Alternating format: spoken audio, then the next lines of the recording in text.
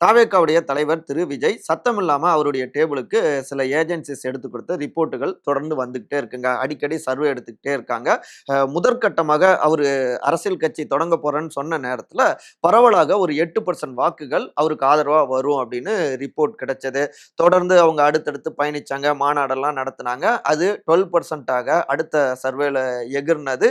அது இப்ப 15% அளவுல எகிறி இருக்கு. ஆனா இந்த 15 வச்சுக்கிட்டு அ தாவேகா ஆட்சி பொறுப்புக்கு வந்துட முடியாது. அது குறைவில்லாம டபுளாக மாறி 30% வரணும் அப்படின்னு தான் இப்ப தீவிரமாக களத்துல இறங்கி செயல்பட்டுக்கிட்டு இருக்காங்க.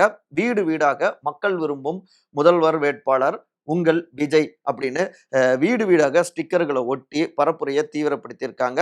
வெறும் திமுக, பாஜக அட்டாக் மட்டும் செஞ்சுகிட்டு இருந்தா போதாது. அதிமுகவையும் அட்டாக் செஞ்சா தான் மக்களுடைய முழுமையான நம்பிக்கை பெற முடியும் அப்படிங்கிற அடிப்படையில இப்ப திரு ஆதவ் அர்ஜுனா அவருடைய பேச்சுல கூட அதிமுக கூட்டணியில யார் தலைமைன்னே கூட்டணி தலைமைன்னே தெரியலைங்க. முதலமைச்சர் வேட்பாளரையே திரு அமித்ஷா தான் வந்து சொல்லணும் போல அப்படின்னு போட்டு தாக்கி பேசியிருக்காரு. ஸோ இதனுடைய பின்னணிகள் இந்த சர்வே ரிப்போர்ட்டுடைய வெளிப்பாடு. இத ஒட்டி தான் அடிக்கடி இப்ப வார் ரூம்க்கும் போய் உற்சாகப்படுத்திட்டு இருக்காரு திரு விஜய். அடுத்த 4 மாசத்துல இந்த டார்கெட்ல 95% ரீச் பண்ணியிருக்கணும் அப்படின்னு ஒரு மினி டார்கெட்டும் கொடுக்கப்பட்டிருக்குங்க அப்படிங்கிறாங்க இளம் இளம் தாவேக்காவினர்.